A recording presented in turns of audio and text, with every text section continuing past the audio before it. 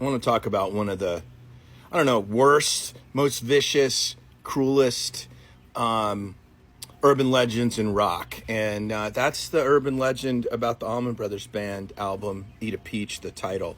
And I'm bringing it up mainly because I got tagged in a video somewhat recently about it. And, you know, I responded the same way I respond every single time, which is I understand why a rumor like it gets started, which is the rumor is that the reason the Allman Brothers Band named their album Eat a Peach was because in Duane Allman's motorcycle accident, he hit a peach truck.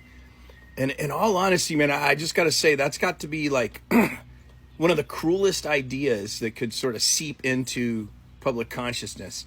And I mean, if you know anything about the Allman Brothers and anything about sort of the music world at that time, like there was a genuine, in certain circles, and certainly Allman Brothers circle, like just grief and despair over losing this incredibly bright light, Duane Allman. And at such a young age, and right as Fillmore East is just like kicking ass on the charts, the band is really about to hit a whole nother level.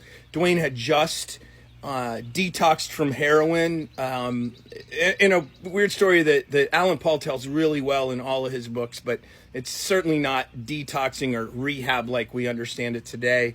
But things were really looking up, and so, you know, this idea that Duane, who died in a motorcycle crash, probably the most rock and roll way you can die, that his bandmates would like sully his memory with their next album by naming it after some bizarre, by naming it after the way he died is insane and just cruel and wrong. So, I mean, I get it. I'm an Allman Brothers fan and I think about this shit a lot, but like this one, it bugs me. It definitely bugs me. And, you know, when you hear how the Allman Brothers talk about Duane, I mean, I wrote a whole book about it, Play All Night, which, you know, really talks about just this original era. When you hear it, like, you're like, no, there's no way they would be such assholes, you know? In fact, the inside of the album, that beautiful painting that Flournoy Holmes did, I'm blanking on the other dude's name, it'll come to me at some other point, but Wonder Graphics did that psychedelic painting that they did dedicated to a brother, Duane Allman. So, no, Duane Allman did not hit a peach truck. No, that's not why the final album that includes him is called Eat a Peach. There's one version as to what it was. Duane said he was asked a question, what did he do for the revolution? And he said, every time I'm in Georgia, I eat a peach for peace.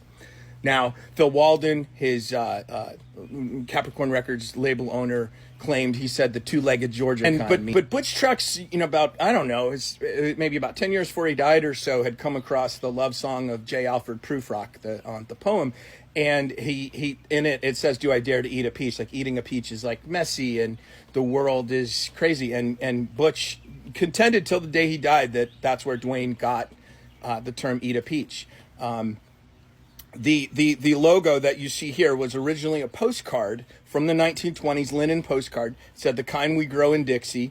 And Butch, when he saw a mock-up, he said, that title sucks. He said, we need to name that album Eat a Peach. And that is what the album was named. That album went to number 4 after Fillmore East made it to number 13. Eat a Peach was Duane's last album, of course. Begins with just 3 great songs right out of the gate. The 5-man band saying, we got this. We're going to carry on with Ain't Wasting Time No More. And then Librarian A Minor and then Melissa. Then Eat a Peach goes into what is the finest music I've ever heard them play, or at least, you know, some of the finest music is Mountain Jam, which is the last song they play after it fades out after Whipping Post on at Fillmore East. That's a song, incidentally, the latter part of it I want played at my funeral. That last 13 minutes is really what I find heaven sounds like. Okay, there you go. Rant off. Eat a Peach. Allman Brothers Band. This was the Allman Brothers Band's 4th record. It was their 2nd consecutive double album and a massive success. Contained also the last tracks Duane played and recorded with the band, Stand Back, Blue Sky, and then Little Martha. So There you go. Long live the Allman Brothers Band.